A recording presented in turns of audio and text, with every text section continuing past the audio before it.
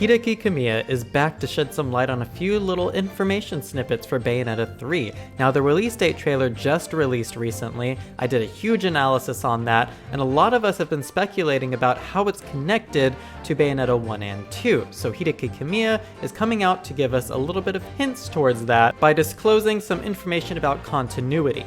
Let's take a look on his Twitter page right now so that you can all see what I am talking about. As we can see here, Twitter has translated it all for us, and this is Hideki Kamiya's official page. So what he says is, "I don't say this much, but I want this to spread to those who are thinking about buying Bayonetta 3.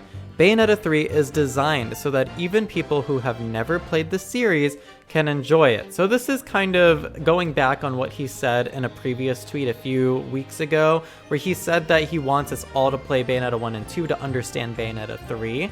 And yes, I can see why that would be the case, but he's also saying that they've formed it in a way that we can play Bayonetta 3 before playing 1 and 2 and still enjoy it.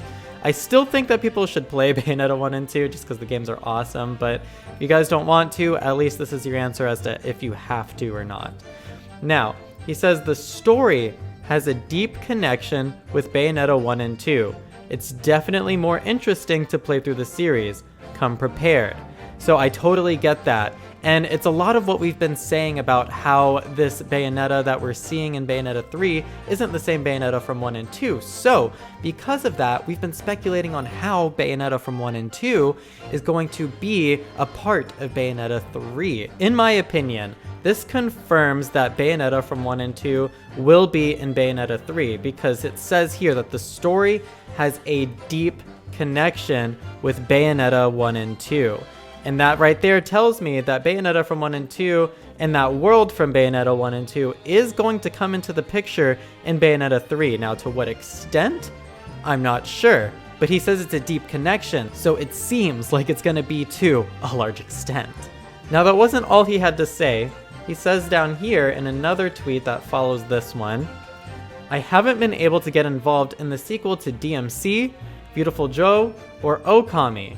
Johto is barely supervised, but for the Bayonetta series, although not a direct director, the concept, the scenario, I was deeply involved in the supervision and was able to maintain a sense of unity throughout the series. I hope you enjoy it." So that is completely awesome, because Hideki Kamiya, I feel, has a very awesome vision for his projects, and usually the follow-ups get taken in a very different direction because he's not the same director for those as he was with the first games in those series. Now, Okami never really got a proper sequel. It got a game called Okamiden for the DS, where it was about Amaterasu's son or daughter. I'm actually not sure on the gender, but that was a game that existed for the Nintendo DS, and Hideki Kamiya didn't have much of a part of it, apparently. So with Bayonetta, this is his baby. This is the game that he has formed the continuity for throughout, and that is why I feel like the story for Bayonetta 3 looks so good, is because this is a game trilogy that actually has a lot of continuity in it because the director was involved in every single game. Not many game series can say that. Take for instance Devil May Cry.